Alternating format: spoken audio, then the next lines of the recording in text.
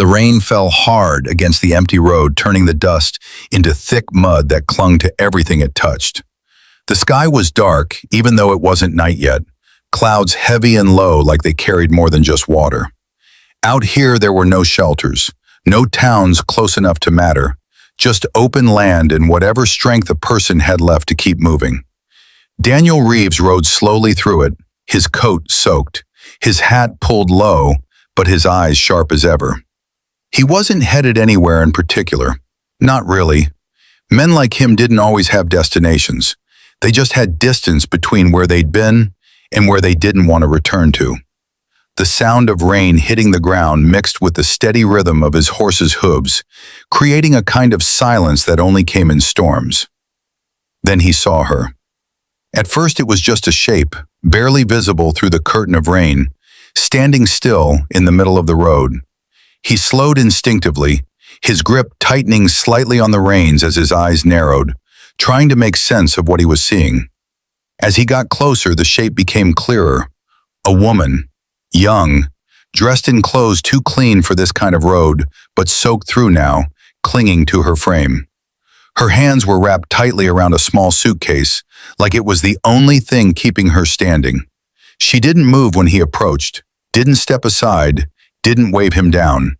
She just stood there like she had nowhere else to go. Daniel stopped a few feet away, studying her carefully. This wasn't normal. Not out here. Not like this.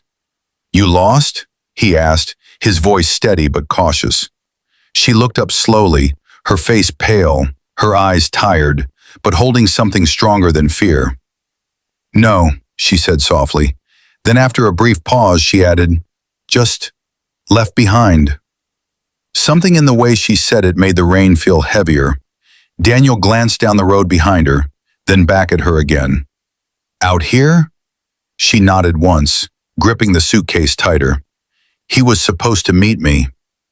Daniel didn't need more explanation. Mail order bride. It wasn't uncommon, but being abandoned like this, that was different. He exhaled slowly, shifting slightly in the saddle. "How long you been standing here?" She hesitated like the answer didn't matter anymore. "Long enough." The rain didn't let up. If anything, it came down harder, the wind picking up just enough to make staying out here dangerous.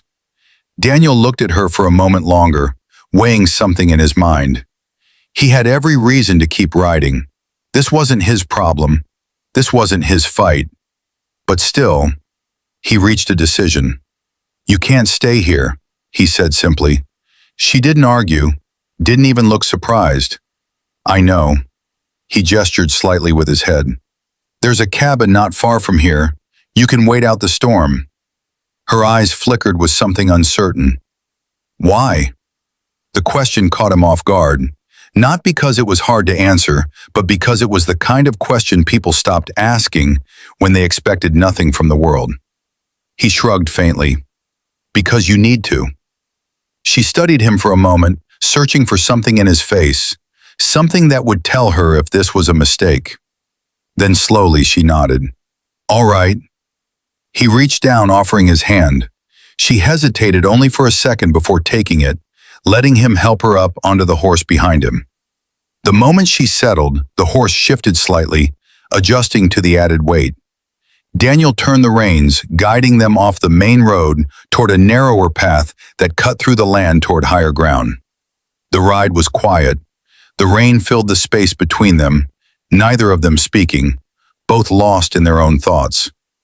She held onto the back of his coat lightly, not too tight, not too loose, like she wasn't sure how long she would be allowed to stay. He noticed it but didn't say anything. After a while, the outline of a small cabin appeared through the rain, barely visible but solid enough to offer shelter. Daniel dismounted first, then helped her down, his movements careful but distant. He pushed the door open, stepping inside before her, scanning the space quickly out of habit. Empty, just like he had left it. He stepped aside, letting her enter. The warmth wasn't much, but it was better than the storm outside. She looked around slowly, taking in the simple space, the worn furniture, the quiet stillness. Daniel closed the door behind them, shutting out the rain. He moved toward the fireplace without a word, kneeling down to start a fire, his hands working with practiced ease. Within minutes, flames flickered to life, casting soft light across the room. The woman stepped closer to the fire, her hands trembling slightly as she held them out toward the warmth. Daniel stood, brushing his hands together before glancing at her again. "You got a name?" She looked up at him, the firelight catching in her eyes. "Clara." He nodded once. "Daniel." Silence followed, not uncomfortable but uncertain. Clara moved to set her small suitcase down near the wall, her movements careful, like she didn't want to take up too much space. Daniel noticed that too. He crossed the room, grabbing a dry blanket from a shelf, and handed it to her. "You'll get sick staying like that." She took it quietly, wrapping it around her shoulders, the fabric swallowing some of the cold that still clung to her. "Thank you." He didn't respond, just turned back toward the fire, adjusting it slightly. The storm outside showed no sign of stopping. The wind pressed against the cabin walls, the rain tapping steadily against the roof, like a reminder that leaving wasn't an option. Not tonight.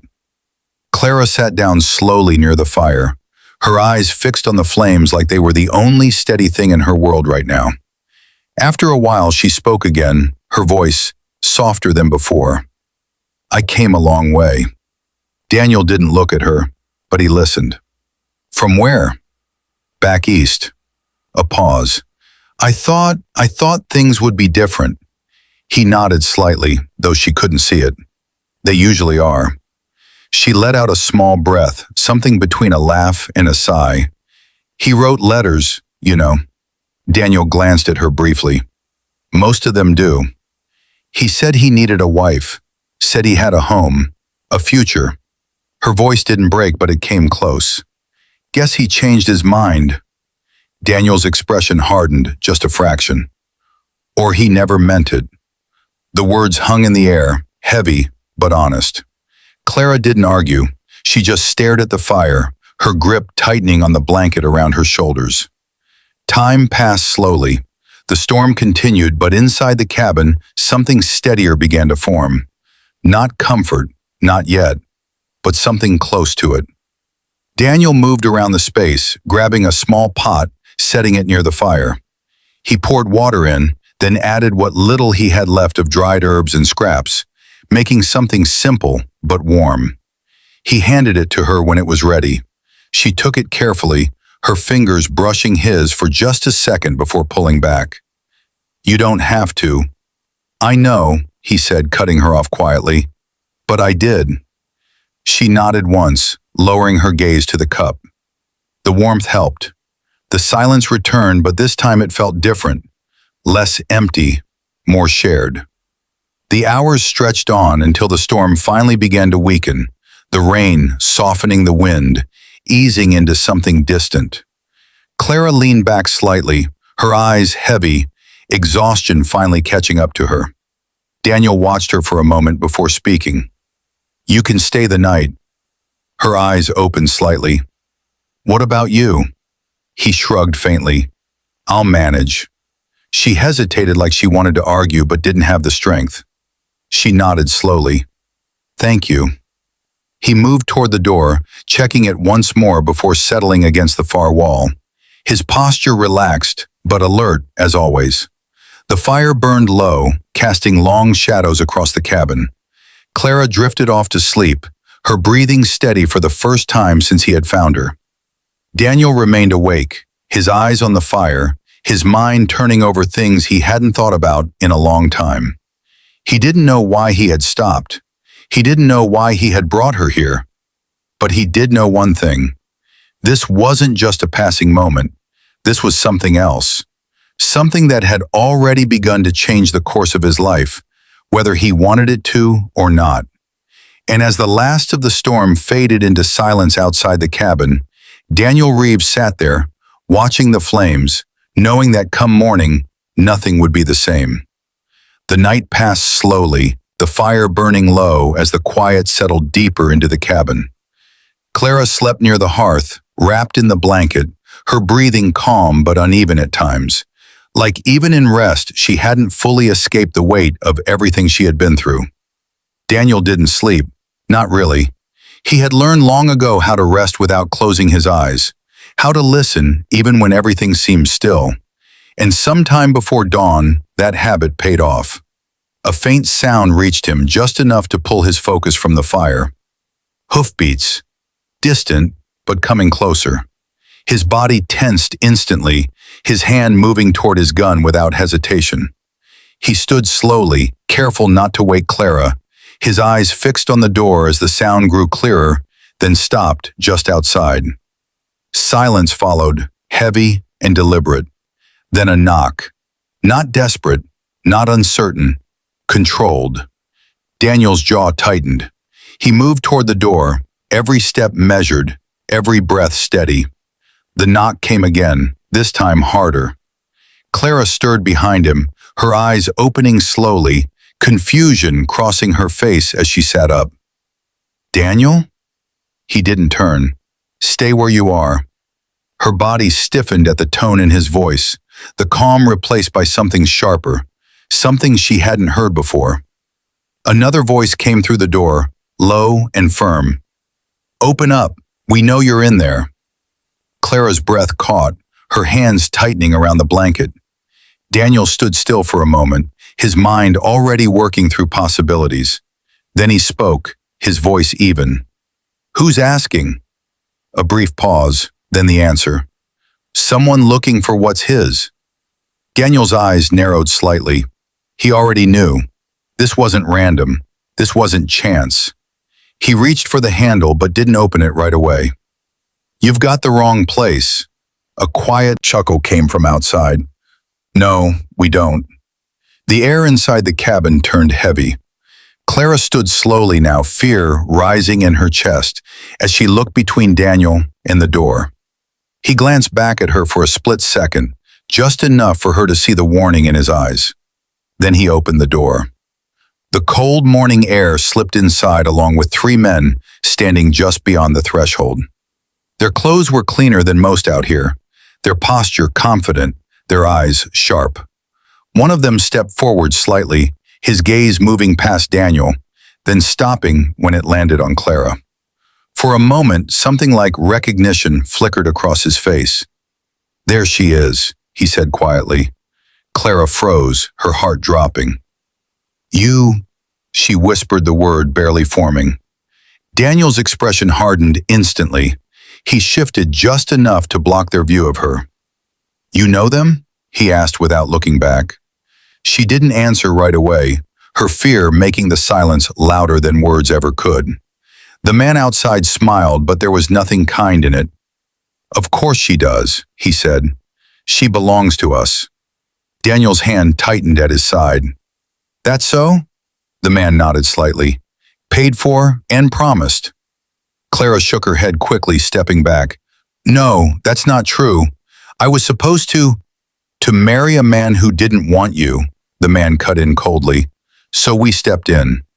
The truth hit hard, twisted and ugly. Clara's breath trembled. "You lied." The man shrugged like it didn't matter. "We made an opportunity." Daniel stepped forward now, fully between them, his presence solid, unmovable. "She's not going anywhere." The men exchanged glances, the faintest hint of amusement passing between them. "That's not your decision," one of them said. Daniel's voice dropped slightly, but it carried more weight now. "It is today." The tension snapped tight. One of the men's hands drifted toward his weapon. Daniel didn't move, but his eyes sharpened enough to make it clear he was ready. "You don't want to do this," the first man said quietly. Daniel didn't hesitate. "You're already doing it." For a moment, it looked like it might end there, like someone might back down. But men like this didn't back down. They pushed. They took. And when they were stopped, they fought. The first shot came fast, sudden, loud, echoing through the morning air. Daniel moved instantly, pulling his weapon and firing back in the same motion, forcing the men to scatter for cover. Clara gasped, stumbling back as chaos erupted around her. The cabin walls shook under the impact of bullets, wood splintering, dust filling the air. Daniel stepped out onto the porch, drawing their fire away from her, his movements precise, controlled. He didn't waste shots. He didn't rush. He just fought. The men outside regrouped quickly, returning fire from behind barrels and posts, their voices sharp with anger. "You're making a mistake," one of them shouted. Daniel fired again, his voice steady. Not the first time. The exchange lasted only minutes, but it felt longer, stretched by adrenaline and fear. One of the men went down, another retreated, dragging him back. The third hesitated just long enough to realize the fight had turned against them. He cursed under his breath before backing off. His eyes locked on Daniel with promise, not defeat. "This isn't over," he called out before mounting his horse and riding off into the distance. Daniel didn't lower his weapon until the sound of hoofbeats faded completely. The silence that followed was heavy but real. He exhaled slowly, the tension leaving his body in small, controlled pieces before turning back toward the cabin. Clara stood inside, her face pale, her eyes wide but steady. She looked at him not with fear but with something else now, something deeper. "They would have taken me," she said quietly. Daniel nodded once. "Yeah." A pause. Then she asked the question that mattered most. "Why didn't you let them?" He looked at her for a long moment, his answer simple but honest. "Because you didn't want to go." Something shifted in her expression, then something that hadn't been there before. Trust. Not given easily, not without reason, but real. She stepped forward slowly, her voice softer now. "What happens now?" Daniel glanced toward the horizon where the men had disappeared, then back at her. "Now, we make sure they don't come back." She swallowed slightly. "And if they do?" His jaw set. "Then they'll find out the hard way." The world outside hadn't changed. The danger hadn't disappeared. But something inside that cabin had shifted into something stronger than fear. Clara looked around at the small space, then back at him. The weight of her past still there, but no longer holding her in place.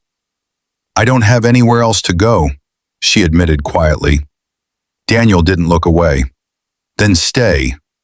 The word was simple, but it carried everything. She nodded slowly, the decision settling in her chest like something solid, something real. The storm was gone. The road she had come from no longer mattered, and the life she thought she was stepping into had never been what it seemed. But this was different. This was a choice. And as the sun finally broke through the clouds, casting light over the land and the cabin that had brought them together, both of them understood something without needing to say it out loud. What started as a chance meeting in the rain had become something more, something neither of them expected, and neither of them would walk away from.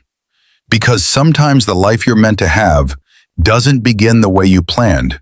It begins the moment everything goes wrong, and someone chooses to stand beside you anyway.